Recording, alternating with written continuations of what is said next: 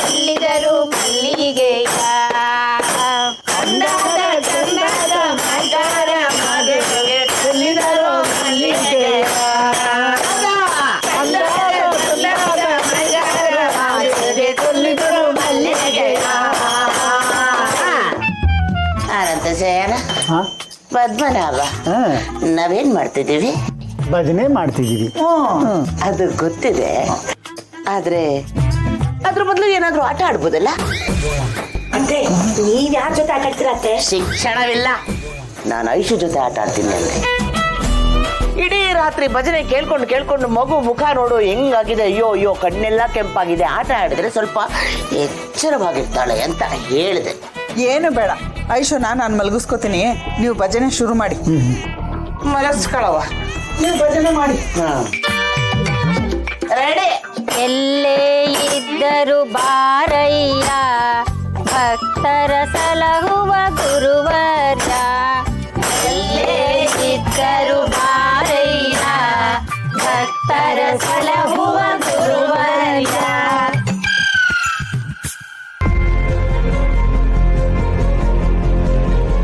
Shravani madam ಹತ್ರ ನನ್ನ ಪ್ರೀತಿ ವಿಷಯ ಹೇಳ್ಬಿಡ್ಲಾ? ಇಷ್ಟೆಲ್ಲ ಆದ್ಮೇಲೂ ಹೇಳ್ದೆ ಇದ್ರೆ ತಪ್ಪಾಗುತ್ತೆ. ನಾನು ನಿಮ್ಮನ್ನು ತುಂಬ ಪ್ರೀತಿಸ್ತೀನಿ ಅಂತ ಹೇಳ್ಕೊಂಡ್ಬಿಡ್ತೀನಿ. ಸುಬ್ಬು ಮನಸ್ಸಲ್ಲಿ ಏನಿದೆ ಅಂತ ನಾನು ಇವತ್ತು ತಿಳ್ಕೊತೀನಿ.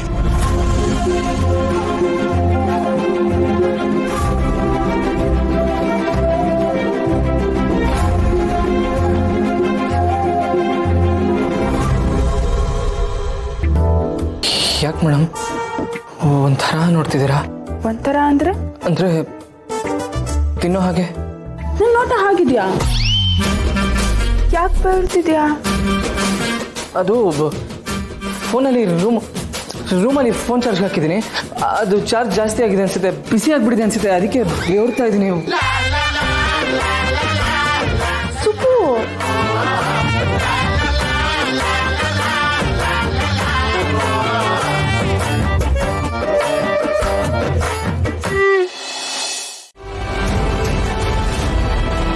ಅಮ್ಮ, ನನ್ನ ಹಣೆ ಬರದಲ್ಲಿ ಸುಬ್ಬು ಹೆಸರು ಬರ್ದಿಲ್ಲ ಅಮ್ಮ, ಅಷ್ಟೇನೆ. ಇವ್ರ ಬಗ್ಗೆ ಎಲ್ಲ ದ್ವೇಷ ಕರೆದ್ರೆ ಯಾರಿಗೂ ಏನು ಒಳ್ಳೇದಾಗಲ್ಲ ಅಮ್ಮ. ಮುಚ್ಚೆ ಬಾಯ್ ಸಾಕು, ದೊಡ್ಡ ವೇದಾಂತಿ ತರ ಮಾತಾಡ್ಬೇಡ. ನನಗೆ ಬುದ್ಧಿ ಹೇಳಕ್ ಬರ್ಬೇಡ. ನಿನ್ನಷ್ಟು ದೊಡ್ಡ ಮನ್ಸು ನನಗಿಲ್ಲ. ಇವ್ರನ್ನ ಯಾರು ನಾನು ಸುಮ್ಮನೆ ಬಿಡೋದು ಇಲ್ಲ, ನೋಡ್ತಾ ಇರೋ. ಅಮ್ಮ, ನಾನು ನಿನ್ ಮಗಳು, ನಾನು ಸುಮ್ಮನೆ ಇರೋದಿಲ್ಲ. ಇಷ್ಟು ದಿವಸ ಕೈ ಕುಯ್ಕೋತೀನಿ ಅಂತ ಹೆದರಿಸ್ತಿದ್ದೆ, ಆದ್ರೆ ಈಗ ನಾನು ಕುತ್ಕೆನೆ ಕುಯ್ಕೋತೀನಿ. ನಿನ್ನ ಮಗಳು ಹೇಳಿದ್ದನ್ನೇ ಮಾಡೋದು, ಗೊತ್ತು ತಾನೆ? ಶ್ರೀವಲ್ಲಿ, ಅಮ್ಮ ನೀನ್ ಸುಮ್ನೆ ಇದ್ರೆ ಸರಿ. ಈಗ ಈ ರಾತ್ರಿ ಬಂದು ಈ ತರ ಜಗಳ ಆಡ್ತಿದ್ಯಲ್ಲ, ನಿನಗ್ ಬುದ್ಧಿ ಇಲ್ವಾ? ನೋಡಿ, ನಾನೇ ಫ್ಯೂಸ್ ಹಾಕ್ತೀನಿ, ನೀವು ಮುಂದುವರಿಸಿ. ಶ್ರಾವಣಿ ಸುಬ್ಬುಗೆ ಸಾರಿ ಕೇಳ್ದೆ ಅಂತ ಹೇಳ್ಬಿಡಿ. ಬಾಮ್ಮ, ಬಾ.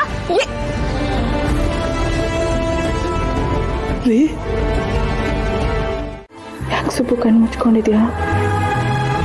ನನ್ನನ್ನು ನೋಡಲ್ವಾ?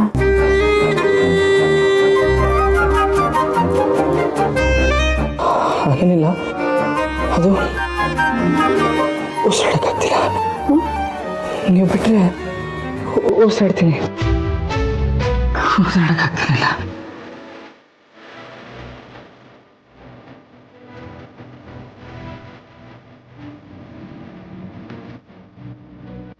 ಮುದ್ದಾದ ಮುಖ ನೋಡ್ತಿದ್ರೆ ಪ್ರಪಂಚನೇ ಮರ್ತು ಹೋಗ್ತಿದೆ. ಎಷ್ಟು ಅಂದವಾಗಿದ್ದೀರಾ ಮೇಡಮ್ ನೀವು. ನಿಮ್ಮ ಅಂದನ ಹೊಗಳಕ್ಕೆ ಅಪ್ಸರೆ ಅನ್ನೋ ಪದನೂ ಚಿಕ್ಕದು ಅನ್ಸುತ್ತೆ.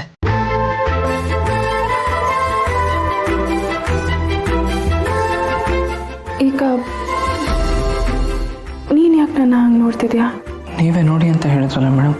ಮೇಡಮ್ಮ, ಸುಬ್ಬು, ಈಗ ನೀನು ನನ್ನ ಕುತ್ತಿಗೆಗೆ ತಾಳಿ ಕಟ್ಟಿದ್ಯಾ? ನಾನು ನಿನ್ನ ಹೆಂಡತಿ ಆಗಿದ್ದೀನಿ, ಇನ್ಮೇಲಾದರೂ ಶ್ರಾವಣಿ ಅಂತ ಕರಿಬೋದಲ್ವಾ?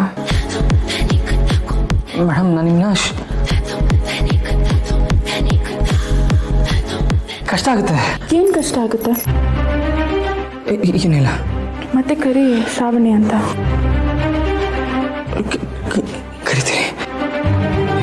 ಕರಿತೀನಿ ಮೇಡಮ್.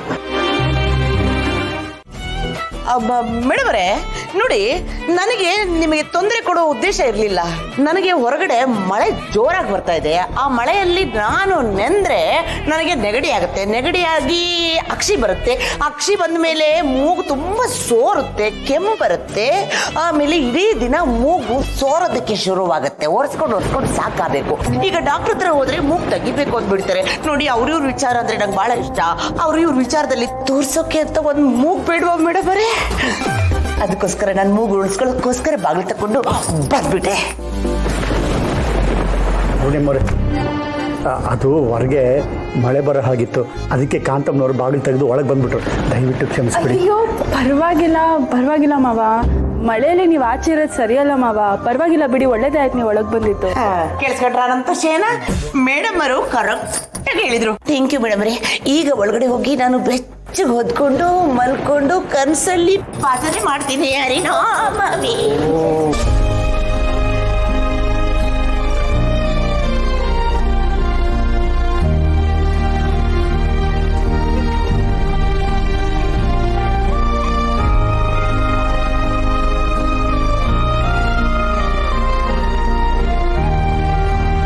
ಲೇ ಸುಬ್ಬು, ಹೇಳ್ಕೊಂಡೇನು?